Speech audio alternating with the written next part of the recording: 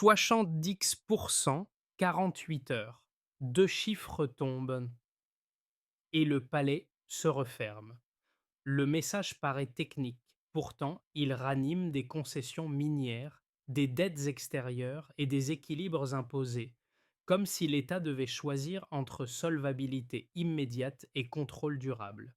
Que vaut une décision prise sous ce compte à rebours quand Ibrahim Traoré doit peser le budget contre la souveraineté de l'or et le travail des communautés?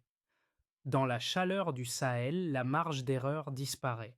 Ce récit ne cherche pas à magnifier un affrontement ni à simplifier une crise complexe. Il propose une lecture structurée d'un moment où une décision concentrée dans le temps a redéfini plusieurs lignes de force économique, politique et sociale. En suivant pas à pas la séquence déclenchée par l'ultimatum, l'objectif est clair.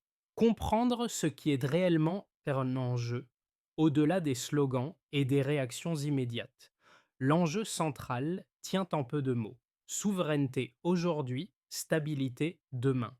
Mais cette formule recouvre des arbitrages concrets. Accepter l'exigence signifiait soulager à court terme des pressions financières anciennes. La refuser impliquait d'assumer des risques mécaniques, isolement diplomatique, perturbations logistiques, incertitude pour les ménages et les entreprises. Aucun choix n'était neutre. Ce qui rend cette séquence décisive, c'est qu'elle ne concerne pas uniquement les cercles dirigeants.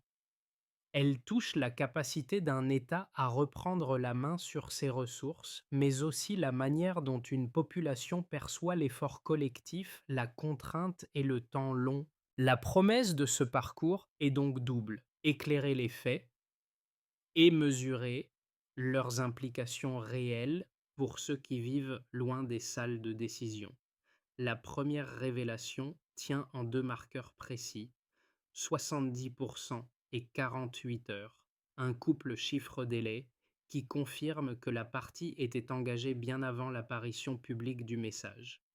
La seconde, plus discrète, montre que l'ultimatum ne portait pas seulement sur l'or, mais sur un empilement de dettes, de concessions et d'accords tacites hérités de plusieurs décennies. À partir de là, le décor s'élargit. Le télégramme agit comme un déclencheur, faisant remonter à la surface une architecture économique construite par strates successives. Les concessions minières, souvent renégociées sans rupture franche, avaient progressivement réduit la marge de manœuvre nationale. La dette extérieure, elle, servait de variable d'ajustement, créant une dépendance fonctionnelle aux circuits financiers et logistiques régionaux. Dans ce cadre, l'exigence des 70% apparaît moins comme une surprise que comme l'aboutissement d'une logique cumulative.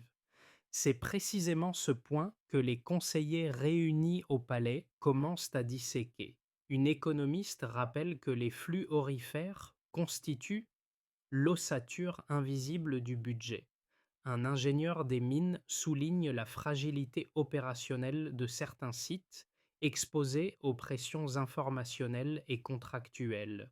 Une juriste replace chaque clause dans une chronologie longue, montrant comment des exemptions temporaires sont devenues des normes durables.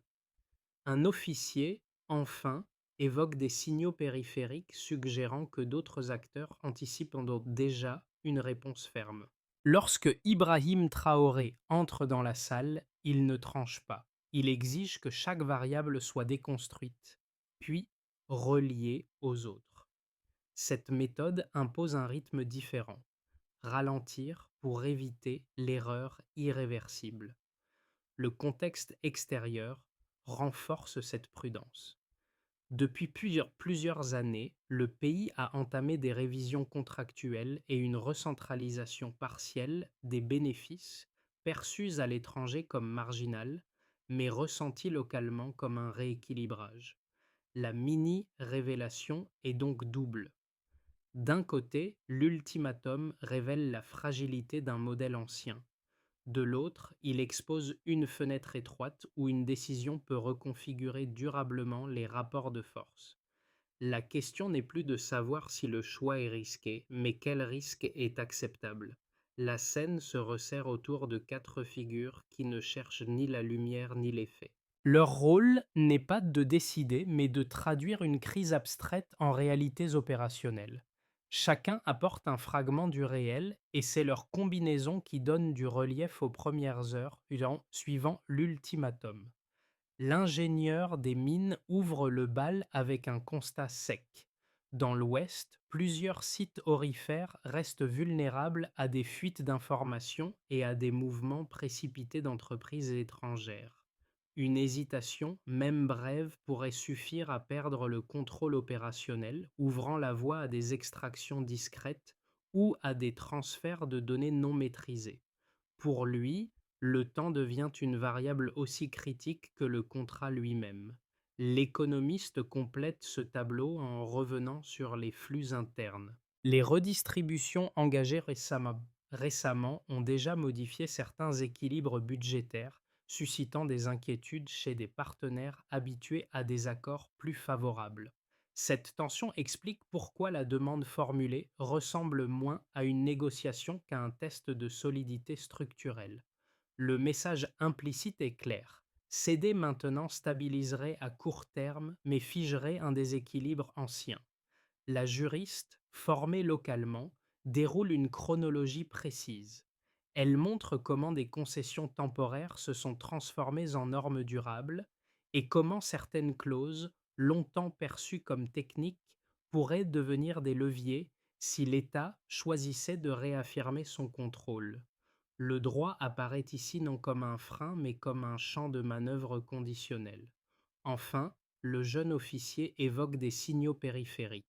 Des mouvements inhabituels près de deux zones sensibles suggèrent que des acteurs extérieurs anticipent déjà une réponse ferme. L'impact est immédiat. L'équipe comprend qu'attendre reviendrait à subir.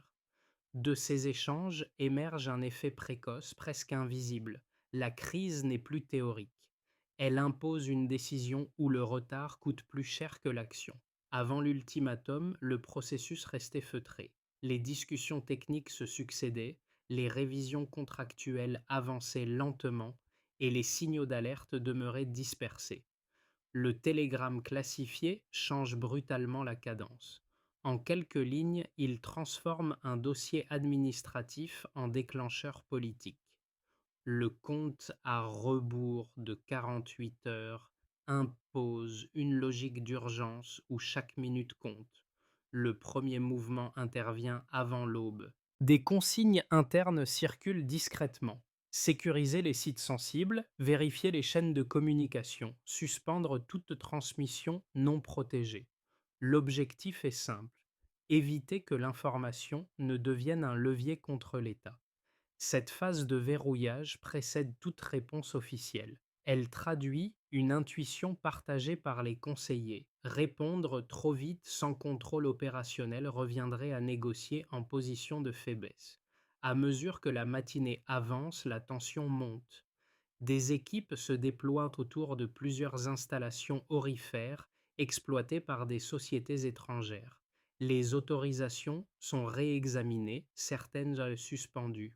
Des ingénieurs sur place tentent de contacter leurs sièges et leurs ambassades, mais les canaux se saturent. Le silence technique qui s'installe n'est pas un accident. Il est voulu afin de figer la situation avant toute extraction ou transfert irréversible.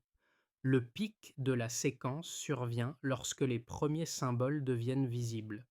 Une image circule montrant un drapeau national hissé sur un site repris. Les radios locales en parlent avec prudence, mais l'effet est immédiat. Les marchés régionaux s'agitent, les analystes évoquent une onde inattendue, et les conversations populaires quittent le registre de la rumeur pour celui de l'attente concrète. Le récit change d'échelle.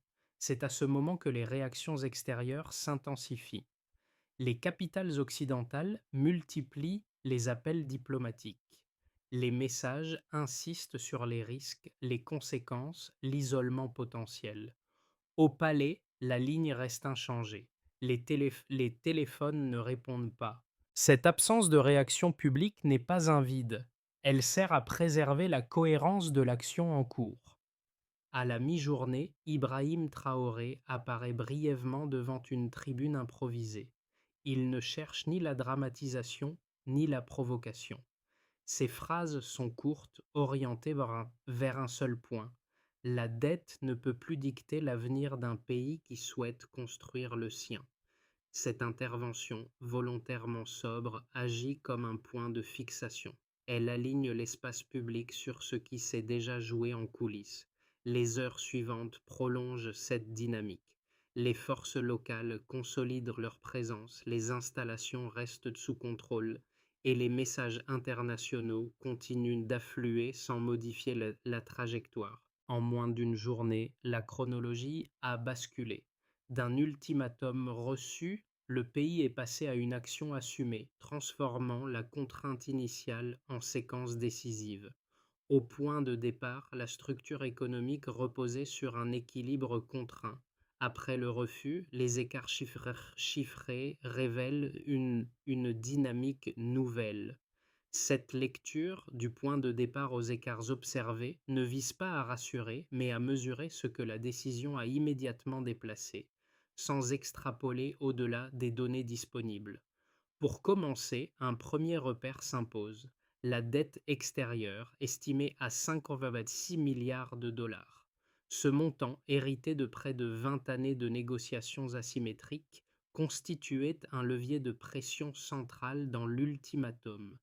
La réduction rapide aurait soulagé la trésorerie, mais figé une dépendance durable. Le déplacement introduit par le refus est clair. La dette demeure, mais elle cesse d'être l'argument immédiat pour imposer un abandon de contrôle sur les ressources minières. Le chiffre ne disparaît pas, sa fonction change. Vient ensuite un second repère, la production annuelle d'or, établie autour de 85 tonnes. Avant la crise, près des 2 tiers échappaient encore au contrôle direct de l'État. Le contrôle partiel limitait les recettes publiques et la visibilité budgétaire. Le déplacement observé après la reprise opérationnelle des sites n'est pas un miracle comptable. Il ouvre une trajectoire où la recentralisation administrative peut progressivement transformer une ressource brute en levier fiscal mesurable. Le déplacement ici est institutionnel avant d'être financier. Un troisième repère complète la lecture, la projection de croissance, anticipant une contraction d'environ 3,2% du PIB sur la première année. Le choc logistique pénalise le court terme mais préserve des marges futures. Ce chiffre agit comme un révélateur paradoxal. Il montre que le coût immédiat est assumé, tout en laissant apparaître un espace de recomposition à moyen terme si les flux miniers restent sous contrôle national. Autour de ces trois repères, les équipes du palais croisent les données sans chercher l'optimisme artificiel. Les variations observées indiquent une direction plus qu'un résultat. Les revenus miniers publics, encore fragmentaires, commencent à refléter une logique interne plutôt que des transferts extérieurs. Les mouvements monétaires restent modestes, mais ils signalent un glissement de confiance perceptible dans les circuits locaux. Ibrahim Traoré insiste alors sur un point méthodologique. Un chiffre isolé ne décrit jamais une souveraineté. Ce sont les écarts, les fonctions et les usages des nombres qui comptent. Dans cette séquence, la quantification sert moins à convaincre qu'à baliser le terrain des décisions à venir. La question centrale devient simple. Ces deltas peuvent-ils être tenus dans la durée sans rupture sociale majeure? Deux lectures opposées s'affrontent dès les premiers jours, chacune structurée et cohérente. La première, souvent portée par des analystes pragmatiques, considère la décision comme un pari excessif. Selon eux, un État enclavé, dépendant de corridors logistiques et de partenaires financiers extérieurs, ne peut absorber sans dommage un choc diplomatique frontal. Ils invoquent des précédents régionaux où des revendications de souveraineté minière ont conduit à des sanctions ciblées, à une spéculation accrue et, à terme, à une contraction durable des capacités économiques. Leur raisonnement repose sur une logique simple. Moins d'alliances signifie plus de vulnérabilité dans un environnement international instable. La seconde lecture, défendue par les partisans de la rupture, s'appuie sur une critique structurelle du modèle antérieur.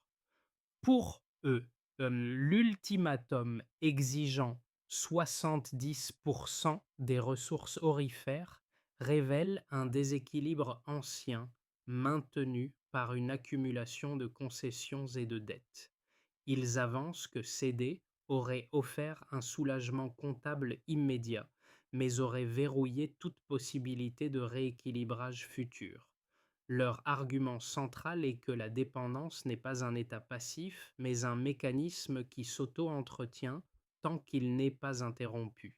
La réfutation ne consiste pas à disqualifier l'un ou l'autre camp, mais à confronter ces positions aux éléments observables.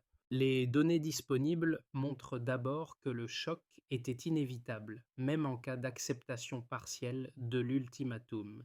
La structure de la dette, estimée à 5,6 milliards de dollars, n'aurait pas disparu. Elle aurait simplement changé de forme.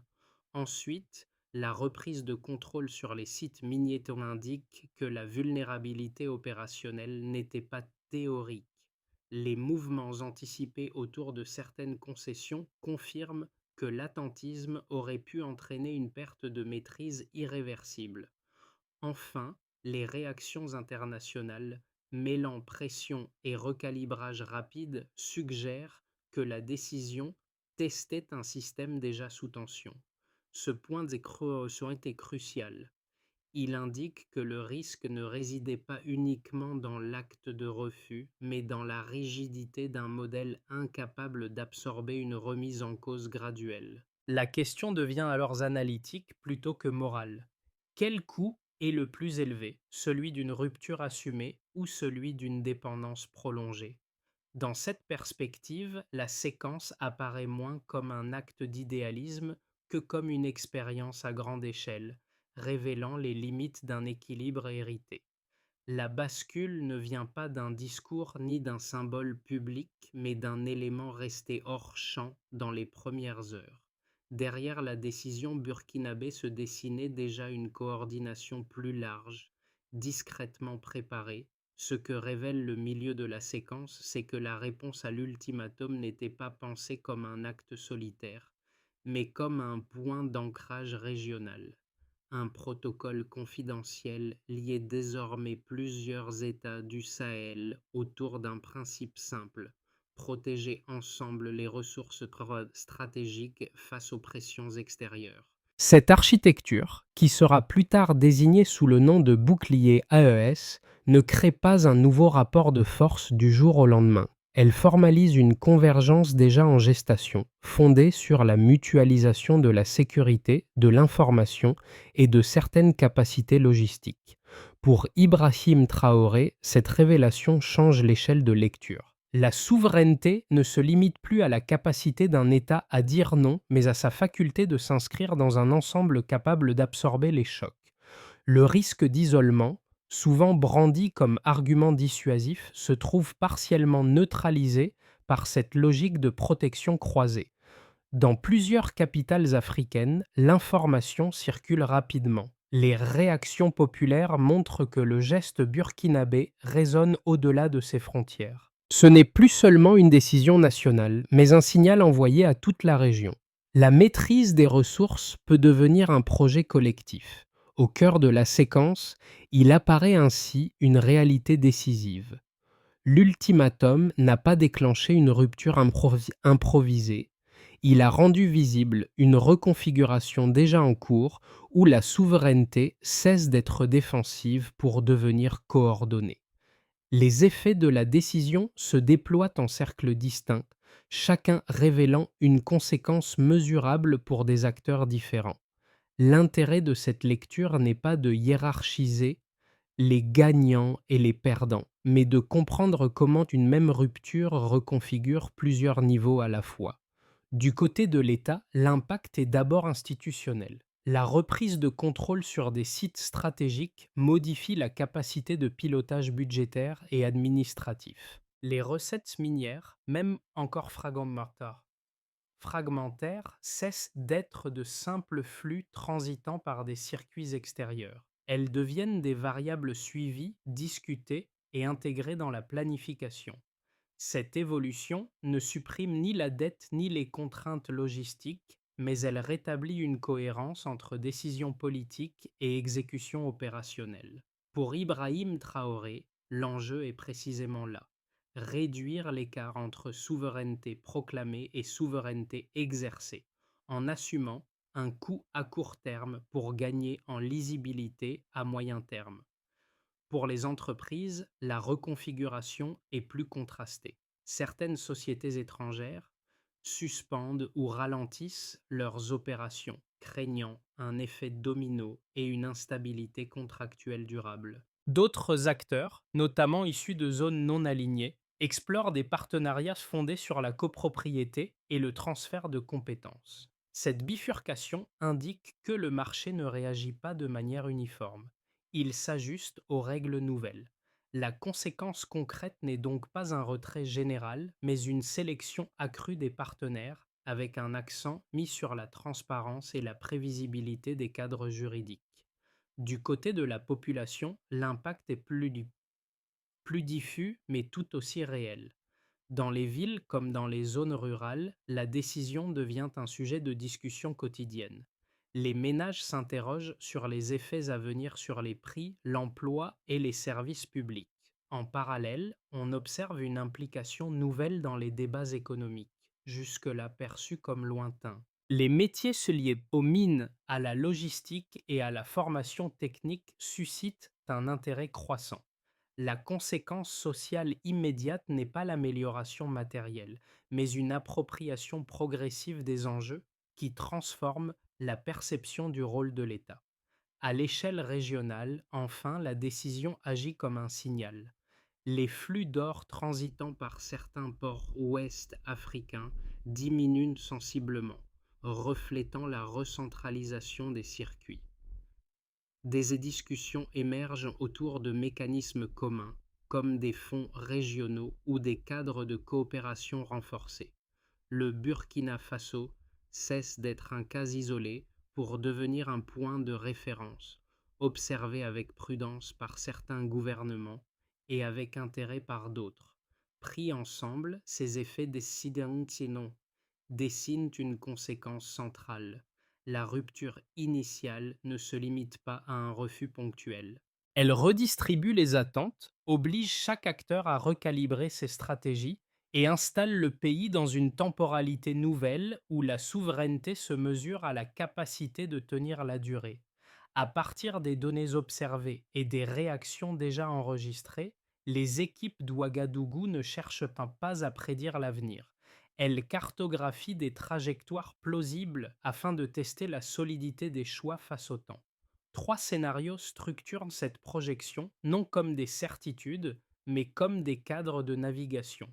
D'abord, une trajectoire de base se dessine: tenir la ligne. Dans cette hypothèse, le Burkina Faso consolide progressivement le contrôle administratif et sécuritaire de ses sites miniers. Les partenariats extérieurs se réorganisent lentement, privilégiant la continuité plutôt que l'expansion rapide. Les flux d'or se stabilisent sous une supervision accrue tandis que la discipline budgétaire se renforce. La croissance reste faible, mais la trajectoire devient plus lisible. Si cette trajectoire prévaut, alors la décision initiale permet surtout d'éviter un recul structurel, sans promettre de gains immédiats. Pour Ibrahim Traoré, ce chemin correspond à une logique de résistance méthodique plutôt que de rupture spectaculaire. Ensuite, une trajectoire plus favorable apparaît: l'entraînement régional. Ici, la coordination sahélienne s'élargit. D'autres États adoptent des mécanismes similaires de protection des ressources et mutualisent certaines infrastructures critiques. Les échanges régionaux gagnent en densité, réduisant partiellement la dépendance aux circuits traditionnels. Des investissements ciblés apparaissent dans l'énergie, la transformation locale et la formation technique. Si cette dynamique s'enclenche, alors la décision burkinabé devient un catalyseur.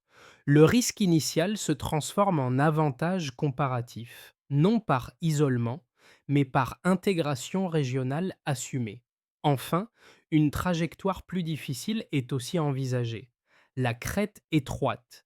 Dans cette configuration, les pressions extérieures s'intensifient. Retard logistique, tensions monétaires et incertitudes contractuelles pèsent sur l'économie réelle. L'inflation complique la vie quotidienne, mettant à l'épreuve la patience sociale. Certains partenaires suspendent leurs engagements, laissant le pays avancer avec une marge d'erreur réduite. Si cette trajectoire se matérialise, alors chaque décision devient critique et la cohésion interne constitue le principal amortisseur. De ces trois perspectives émerge une recommandation de méthode. Pensez chaque choix non en termes de victoire rapide, mais de résilience à 12 mois. La question n'est pas seulement ce qui peut être gagné, mais ce qui peut être préservé sans rompre l'équilibre social. Pour mesurer la portée réelle de la décision, il faut quitter les sphères institutionnelles et observer comment elles se diffusent dans la vie quotidienne. Trois espaces révèlent des effets distincts, parfois discrets, mais structurants à moyen terme. Dans les foyers, la crise prend la forme d'une vigilance nouvelle. Les annonces économiques et sécuritaires sont suivies avec attention, non par curiosité abstraite, mais pour comprendre leurs conséquences concrètes. Les discussions de quartier intègrent désormais des notions autrefois perçues comme techniques, dette, ressources, flux commerciaux. Cette appropriation reste imparfaite, mais elle traduit un déplacement important. Les choix nationaux cessent d'être un spectacle lointain pour devenir un sujet partagé. Une première piste d'action s'impose alors, renforcer l'accès à une information économique claire, afin que l'effort collectif repose sur la compréhension plutôt que sur l'injonction. Chez les travailleurs et les professionnels, la transition agit comme un révélateur de priorité. Certains secteurs liés aux mines, à la logistique ou au numérique perçoivent de nouvelles opportunités, tandis que d'autres subissent une pression accrue liée aux réorganisations en cours. Les échanges portent moins sur l'adhésion ou le rejet que sur une question pragmatique. Comment transformer cette tension en trajectoire durable? Ici, une seconde piste apparaît.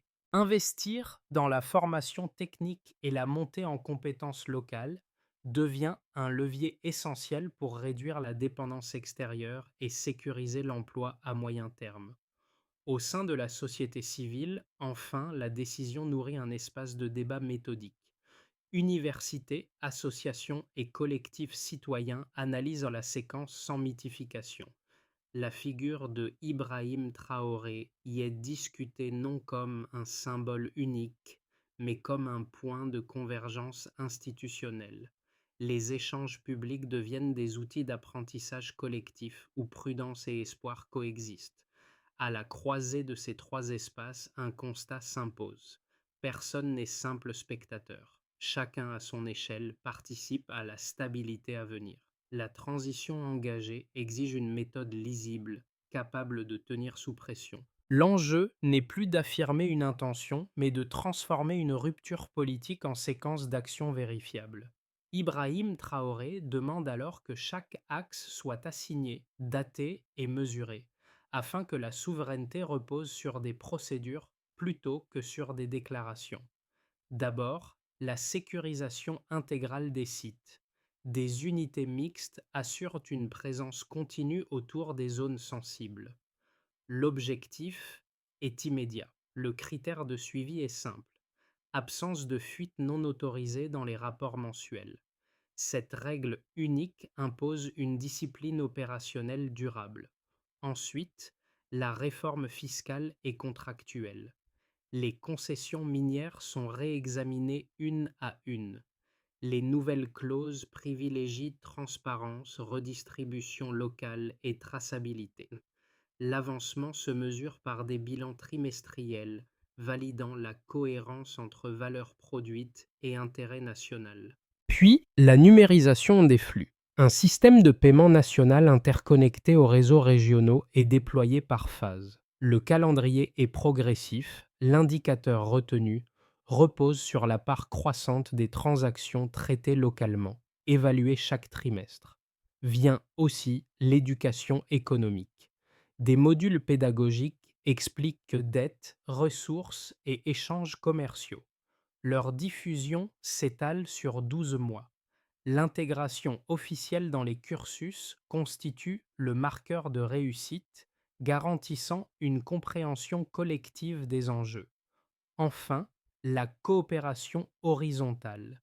La diplomatie privilégie des alliances africaines fondées sur la réciprocité vérifiable.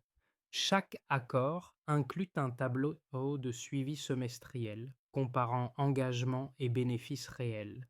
À travers ces 5 axes, la ligne directrice reste constante. Convertir une décision risquée en stabilité mesurable sans perdre la cohérence initiale. Un an plus tard, les visages aperçus lors des premières heures réapparaissent, non plus dans la petite salle fermée, mais sur une place ouverte d'Ouagadougou. L'économiste au ton posé observe la foule avec la même rigueur qu'elle réservait au tableau chiffré. L'ingénieur des mines parle désormais de procédures stabilisées plutôt que d'urgence. La juriste, discrète, suit l'évolution des textes appliqués. Le jeune officier veille en retrait, comme au premier jour. Le motif initial revient. Une décision collective née d'un travail méthodique. Ibrahim Traoré monte sur une estrade simple, sans en mise en scène. Son regard parcourt l'espace, mesurant la distance parcourue depuis l'instant où un télégramme semblait réduire l'avenir du pays à une alternative impossible. Il rappelle brièvement que la résistance n'a jamais été un but en soi, mais un moyen de réapprendre à construire, pas à pas, une cohérence nationale. La phrase qui scelle ce retour est courte, presque austère. La souveraineté se tient par la constance. Ce clou final n'efface ni les coups ni les incertitudes. Il rappelle seulement que ce qui a tenu n'est pas un homme seul, mais une méthode partagée entre institutions et citoyens. La tension initiale s'est transformée en fierté calme sans triomphalisme. Le cycle se referme comme il a commencé, par une vigilance assumée ancrée dans des gestes ordinaires et des responsabilités distribuées. À mesure que la crise s'éloigne, une évidence s'installe lentement. Ce qui s'est joué ne relève pas seulement d'un épisode politique, mais d'une manière nouvelle d'envisager la responsabilité collective. La souveraineté, telle qu'elle s'est exprimée ici, ne se résume ni à un refus ponctuel, ni à un discours mobilisateur. Elle prend forme dans la continuité des choix, dans l'attention portée aux conséquences et dans la capacité à corriger sans renier.